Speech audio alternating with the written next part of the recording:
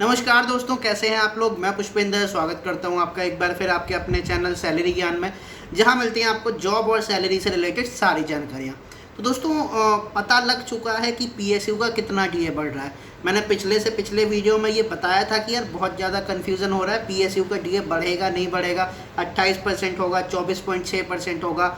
जिसकी आप तैयारी कर रहे हैं उसमें आपकी सैलरी बढ़ भी रही है या नहीं बढ़ रही है। बहुत ज़्यादा क्यूरियोसिटी थी, बहुत ज़्यादा चीज़ें मुझे भी क्लियर नहीं थी, तो मैंने इसलिए पता किया और फाइनली अब मुझे पता लग गया। तो वही वीडियो मैं आप लोगों के सामने लेके आ चुका हूँ। आज मैं आपको सारा का सारा जो भी जैसे भी सैलरी डिसाइड होती है ना, वो आपको क्लियर करके जाऊँगा यहाँ से। ठीक है, होता क्या है, गवर्नमेंट की दोनों कंपनीज है, आपको पता है। एक सेंट्रल गवर्नमेंट का डिपार्टमेंट है, एक पब्लिक सेक्टर का डिपार्टमेंट है क्या, दोनों गवर्नमेंट के अंदर आते हैं। ठीक है, आपको पता है। एक में प्योर सेंट्रल गवर्नमेंट की जॉब्स आती हैं, एक पे सेमी गवर्नमेंट जॉब्स आती हैं। मतलब पीएसयू की अगर मैं बात करूं तो सेमी गवर्नमेंट की जॉब्स आती हैं, अगर मैं सेंट्रल गवर्नमेंट की बात करूं तो प्योर सेंट्रल गवर्नमेंट की जॉब आती है। ठीक है, अब इन दोनों में अंतर क्या है, इन दोनों के डीए में फ़र्क कैसे आ जाता है। एक्चुअली क्या है, गवर्नमेंट जो है वो दो पैटर्न फॉलो करती है। दो पैटर्न कौन से हैं, एक को हम सीडीए बोलते हैं, एक को आईडीए बोलते हैं। सीडीए मतलब क्या होता है, central dearness allowance.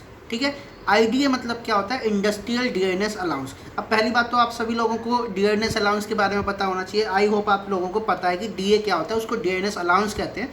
Cost of living जैसे जैसे बढ़ती है, आप सभी लोगों को पता है कि 1980s में जो 100 रुपये की वैल्यू होती थी वो आज 1000 रुपये की वैल्यू है ना। मतलब कि जो कॉस्ट ऑफ लिविंग है वो कंटिन्यूसली बढ़ती जाती है। तो उसी कॉस्ट ऑफ लिविंग को अकोमोडेट करने के लिए गवर्नमेंट क्या करती है, अपने एम्प्लॉयज़ को बेनिफिट्स देती है। बेनिफिट्स किस फॉर्म में देती है, डीए के फॉर्म में, डियरनेस अलाउंस के फॉर्म में। ओके, अब दो तरीके के डियरनेस अलाउंस चलते हैं, एक सीडीए सेंट्रल डियरनेस अलाउंस, एक आईडीए इंडस्ट्रियल डियरनेस अलाउंस। जो सेंट्रल डियरनेस अलाउंस है, यहाँ पे जो सैलरी अब हुई है नए वाले डीए के बाद, वो 28% हो गई है। जो इंडस्ट्रियल डीए अलाउंसेस है ये अपने अलग तरीके से चलता है। यहाँ पे जो डीए हुआ है वो 24.6 हुआ है। ठीक है, अब ये तो हो गया, मैंने आपको क्लियर कर दिया कि जो भी पीएसयू सेंट्रल डियरनेस अलाउंस के थ्रू आती हैं या सीडीए के थ्रू आती हैं, उनमें 28% डीए होने वाला है। लेकिन आपको पता कैसे लगेगा, मैं बताऊंगा भाई, मैं यहाँ किस लिए बैठा हूँ, आपको सब चीज़ें बताऊंगा। तो पहले तो हम इनमें डिफरेंस जान लेते हैं कि सीडीए और आईडीए में डिफरेंस क्या है। मैं आपको आपके काम के डिफरेंस बताता हूँ। सीडीए और आईडीए की कैलकुलेशन कैसे होती है, इसमें ना आपको जाना चाहिए ना मुझे जाना चाहिए, क्योंकि हमें पता है कि होती होगी कुछ कैलकुलेशन, हमको घंटा फ़र्क नहीं पड़ता। हमको फ़र्क क्या पड़ता है कि फाइनली हमारे पास पैसा कितना आने वाला है।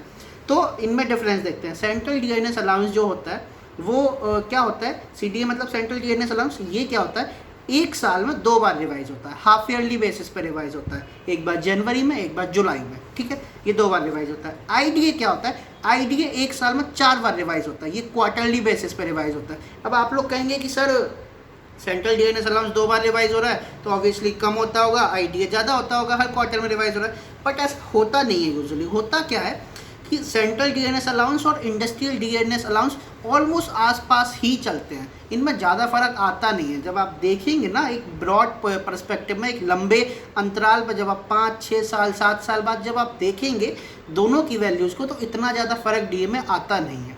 ठीक है, दूसरी बात, जहाँ पे सीडीए चलता है, जहाँ पे सेंट्रल डियरनेस अलाउंस चलता है, उनका जो पे होता है वो भी अलग तरीके से चलता है। और जहाँ पे आईडीए चलता है उनका पे रिवीजन अलग तरीके से होता है। जहाँ पर सीडीए चलता है उनका पे रिवीजन होता है सीपीसी के बेस पे। अभी आपको पता है 2016 में 7th सीपीसी हुआ था।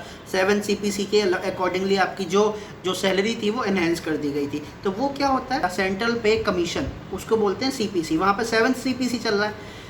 इंडस्ट्रियल डीए वाले में क्या होता है, आईडीए वाले में पीआरसी चलता है, पे रिवीजन कमेटी। यहाँ पे अभी 3rd पीआरसी चल रहा है ना। तो ये जो डिफरेंस है, ये बहुत मोटा मोटे ऐसे डिफरेंस नहीं है कि जो आपकी सारी की सारी सैलरी बदल के रख देंगे, लेकिन ये चीज़ें आपको पता होनी चाहिए। तो ठीक है, आप सीपीसी समझ गए, आप 7 सीपीसी समझ गए, 3rd पीआरसी समझ गए। अब हम देख लेते हैं कि कंपनीज कौन कौन सी आती हैं। तो अब देखो, अब हम अपने काम की बात देखते हैं कि हमारे काम की क्या चीज़ है। पीएसयू जिनमें मैं जाने वाला हूँ उनमें क्या लगेगा, 28% लगेगा, 24.6% लगेगा।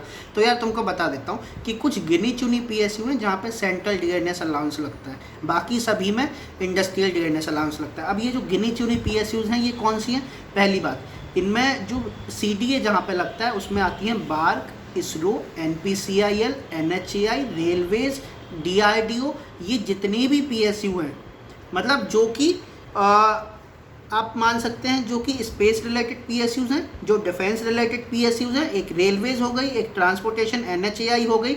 अब आप कहेंगे कि NBCC नहीं, NBCC IDA में आती है, ठीक है। तो ये जो PSUs हैं जितने के मैंने आपको नाम बता दिए, इन्हीं PSU में CDA लगता है। एक आध PSU और इधर उधर छूट गई होगी तो नीचे कमेंट करके बता देना भाई, ठीक है। तो इनमें लगता है CDA, यहाँ पे हो गया 28%।